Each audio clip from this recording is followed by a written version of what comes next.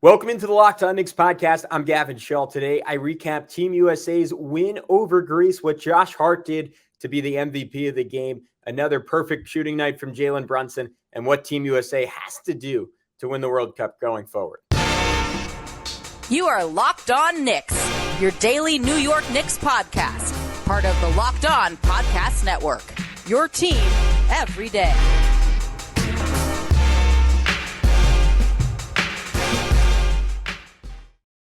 You are Locked On Knicks, your daily New York Knicks podcast. I want to thank you for making Locked On Knicks your first listen today and every day, because we are now available on each and every platform you could possibly find a podcast, and that includes on YouTube. So if you want to become an everydayer, all you have to do is subscribe on YouTube, hit that notifications bell so you never, ever miss an episode. And be sure to do the same on the audio side. But if that's not quite enough for you, you can text us now. The number is below. It's through an app called Subtext.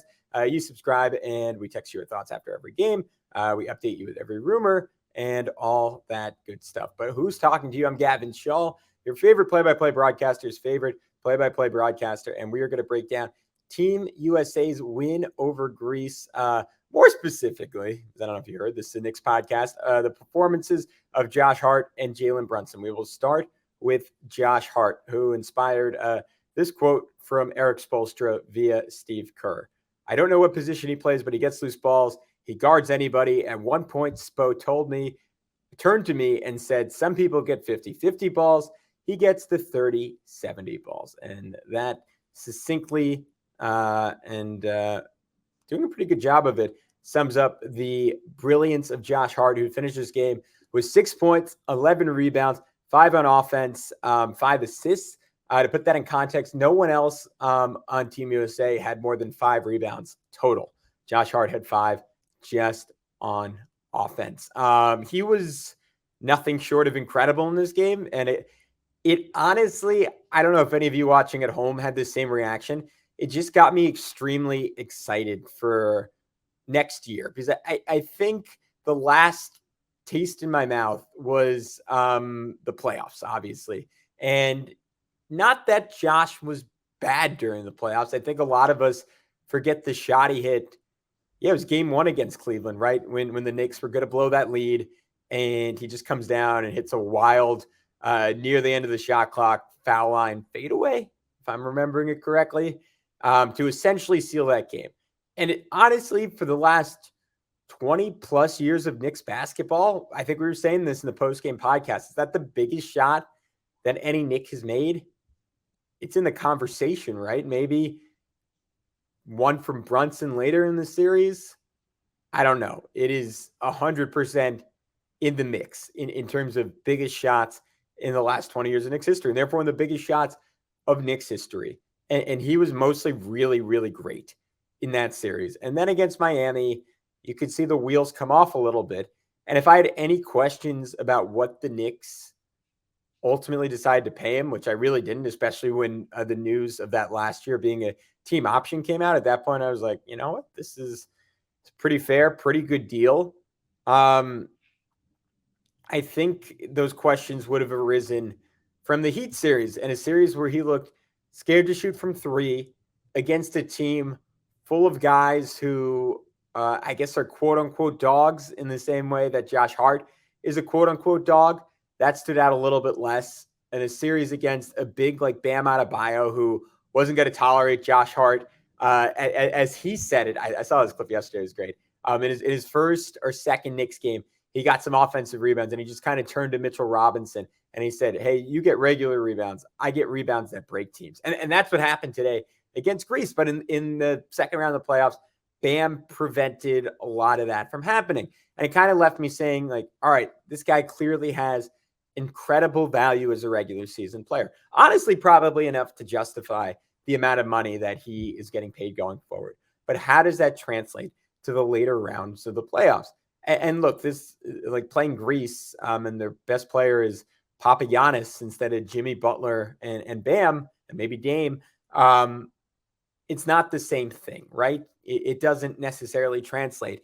But you do see his ability to impact winning is so obvious. And it's so obvious to people who have only been around him for a little bit, who've only seen him as a full-time player for a little bit. on a team that when he made it, I don't want to say there were snickers just because I don't think people care about the World Cup enough for there to be snickers, but I think there were a lot of people who are not Knicks fans who saw that and said, Josh Hart and Trae Young didn't make this team. And then you watch the game, and again, I mean, Austin Reaves, I think, won FIBA's player of the game. For my money, he was their best player in this one. And we can kind of go through it play by play, but he did so many good things. Like one of the first plays I saw, he had this incredible rebounder where he just I think it was probably Papagiannis. He just knocked it out of the guy's hands, snagged it off the ground from the floor, kicked it out to Cam Johnson to save a possession. Did it again about 2 or 3 possessions later, where he got a rebound and he created, he kicked it out. And I think it might have been Cam, honestly, missed the 3. And then he created a third possession by diving for a loose ball. And it kind of just forced a Greek player to kick it down the court. Then he did sort of his Knicks signature where he got a defensive rebound and went through literally 4 guys on the Greek team. And he has this incredible quality to him where there's, like, he is not Zion Williamson or, ironically enough, Giannis, like bearing down on you after a rebound where guys are like, all right, I fear for my life. I just need to get out of the way. But it's almost like he's moving so fast and he still is so strong that no one ever seems to want to stop his momentum, or just that no one trusts that he has the audacity to actually go through 3 or 4 guys and get all the way to the rim for a finish. And again, he just does that regularly, even in the NBA. And it is just one of my favorite things to watch in terms of individual moments for any Knick that they consistently produce. That was awesome. Had a few more great offensive rebounds. One where he set up one that led to him getting the ball back and hitting Jalen Brunson for 3. Had another rebound where he in one motion, he caught it. It might have been off a tip ball. He just caught it off a bounce and in midair chucked it 50 feet down the court to hit Austin Reaves in stride for a layup. Him, Halliburton, and Reaves playing together. Obviously, it's a lot of fun when he's in with the starting lineup and he's there with Brunson and Bridges, but those 3 just create magic with how much chaos they create and how fast they play. Had another one, right place, right time for a pushback. Had another one where he pushed the pace to get Bobby Portis a foul. He's awesome. He was creating everything for everyone in this game. Again, 5, 11, and 6. Could not have played much better. Jalen Brunson was also really good in this game. We can get into that in just a sec. But first, I want to tell you about my friends over at FanDuel. We had to do this thing in my league, my fantasy football league, where you place a FanDuel bet, and I put it on Team USA beating Slovenia by more than 30 points. It ended up being exactly 30 points. So not only did I lose $5 there, but I fell to the 8th pick in my fantasy football league. But that was because pretty much everyone else in my league won money. Some people a lot of money because they put low odds. So if you want to get into that elite crew, all you have to do is get ready for the NFL season with incredible offers from FanDuel, which is America's #1 sportsbook. Right now, new customers can bet $5. That's the amount I bet, and get $200 in bonus bets guaranteed. Plus, all new customers who bet $5 will get $100 off NFL Sunday ticket from YouTube and YouTube TV. Now is the best time to join FanDuel. The app is easy to use, and you can get on everything from spreads to player props and more. So visit FanDuel.com/lockedon and kick off the NFL season with an offer you don't want to miss. FanDuel, it's the official partner of the NFL. All right, we are back. Let's talk a little bit of Jalen Brunson, because as good as Josh Hart was in this game, Jalen was similar. Just 19 minutes played, scored 13 points on a perfect 5-for-5 shooting night. And I mentioned it on yesterday's pod when we talked about Jalen Brunson's FIBA performance, but what really stood out to me was his ability in transition. And he scored multiple times in this game, just running the floor, catching a lead ahead pass, and getting all the way to the rim and finishing through contact. Had one in particular that was just crazy, where he went through 3 guys, and he just looks, I know this is something I mentioned the other day, but he just flat out looks a bit stronger to me going forward. Like, he is initiating contact more aggressively. He is pushing the pace more aggressively. And I think he is going to be able to finish through contact a little bit better this year, which isn't something he was necessarily bad at last year.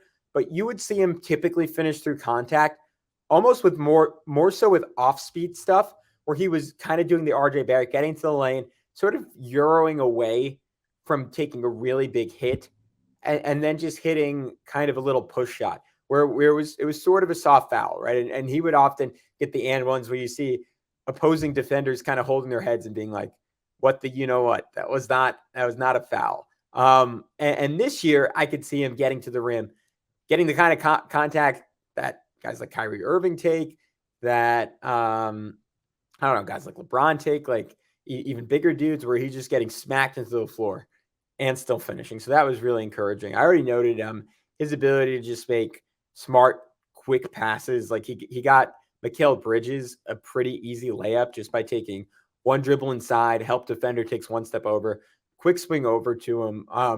Those are kind of the, like I mentioned this the other day, but I think the Knicks offense just needs a little bit more rapidity to it, and guys making proactive passes versus the Julius, like, all right, I am going to dictate this double team, and then I'm going to hit the open guy. I want a little bit more of like, hey, I created a small advantage, so I'm going to move this along and trust the next guy to open that crack up a little wider. And then I'm going to trust him to move it along and open that crack up a little wider. I think Quentin Grimes, Dante DiVincenzo are guys who could, both from a scoring and passing perspective, really, really take advantage of that. But the point is, Jalen Brunson was exceptional once again in this game, and I'm really excited to continue to watch him going forward. Other guys who stood out to me, Austin Reaves, I think continues to be top 3 or 4 player on this team. He really, like, honestly, he is, I don't think, or we haven't seen anything yet that says Quentin Grimes can be quite that level of one-on-one scorer, but there's still some time there for Quentin Grimes. He is 2 years younger than Austin Reaves, and if I'm looking for a mold that I want him to follow, the Reaves type of third banana on a really great team with 2 stars, because this is something we were talking about Jalen Brunson the other day. If the Knicks are ultimately going to make some star moves, they're going to lose some of their depth, right? I've said it forever, but I think Emmanuel quickly, unfortunately, I don't want this, but I think it's going to happen, is eventually going to be on his way out. I think Julius Randle, honestly, like, if you tell me the Knicks make the finals in the next 5 years, is Julius Randle on that team or not? I think he is probably not going to be on that team. And that means you're ultimately, unless the Knicks find someone else in free agency or via trade, you're going to need Quentin Grimes to probably ultimately be, unless he's one of the guys traded, maybe your 3rd or 4th best player, right?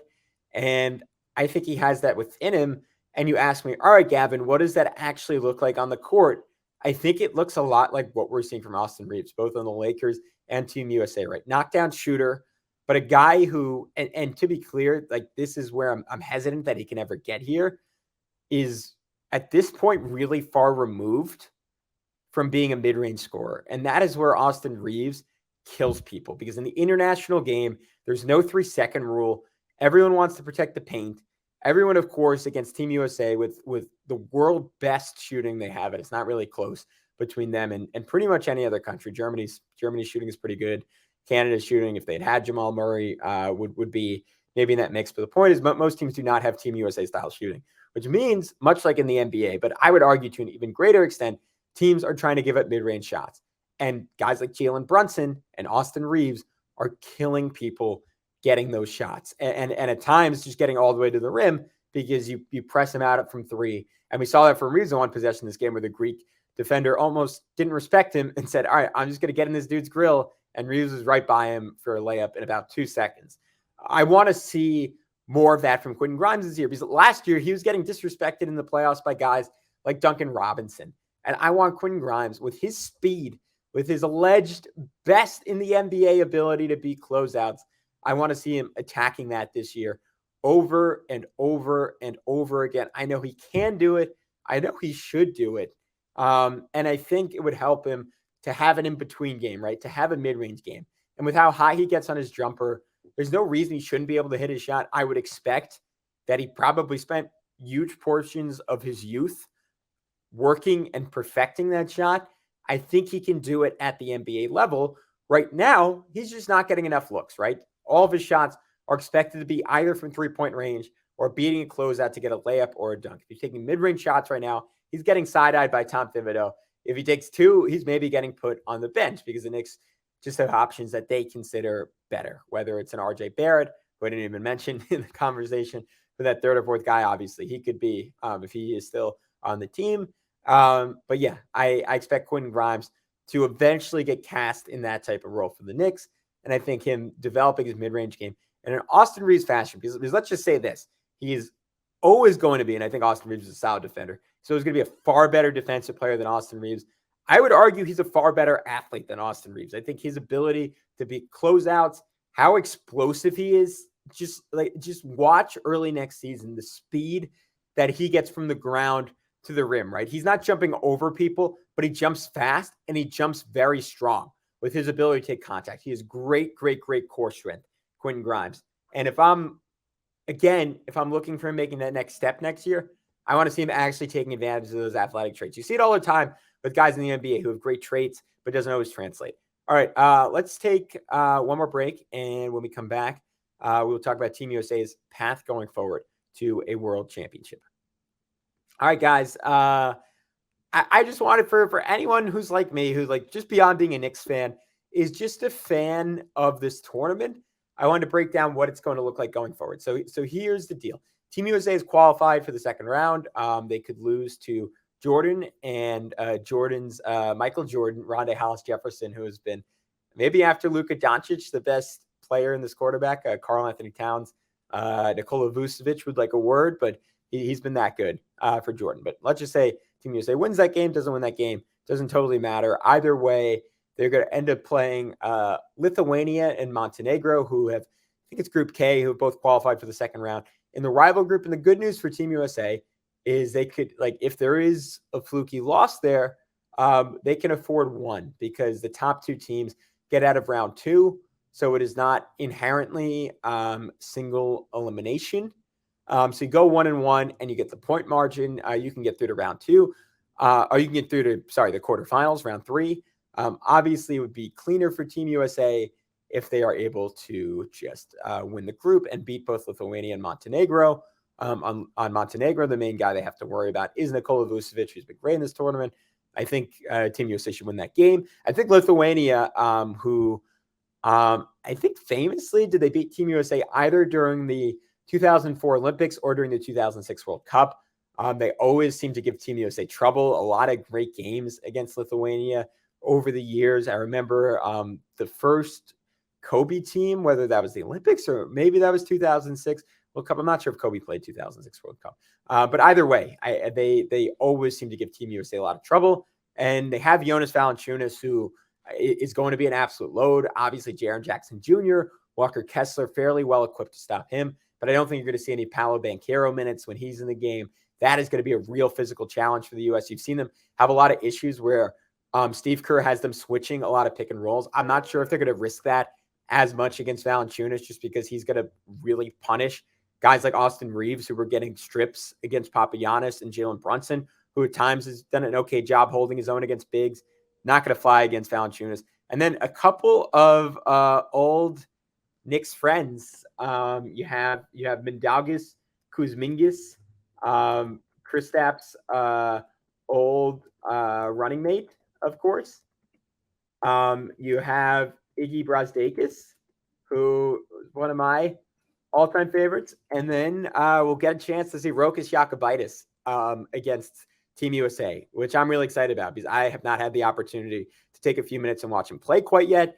But all accounts obviously are in Europe. He's excelling, and he's been really good for Lithuania in this tournament. So that's going to be a real challenge for Team USA.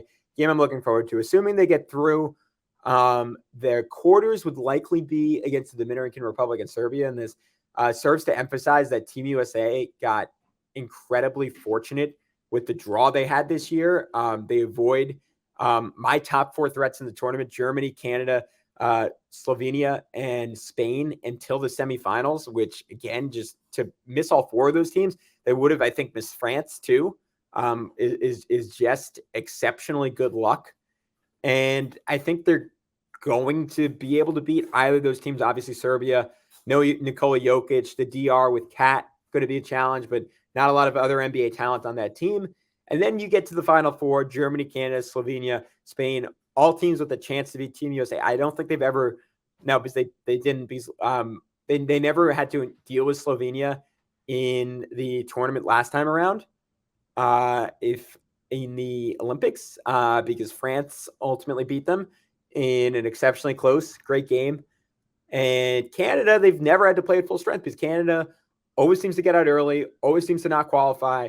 And I think that's a game that's been years in the making, maybe ever since RJ Barrett pretty much single-handedly beat Team USA when he scored 38 points in was it the U18s? Was it some just international friendly game?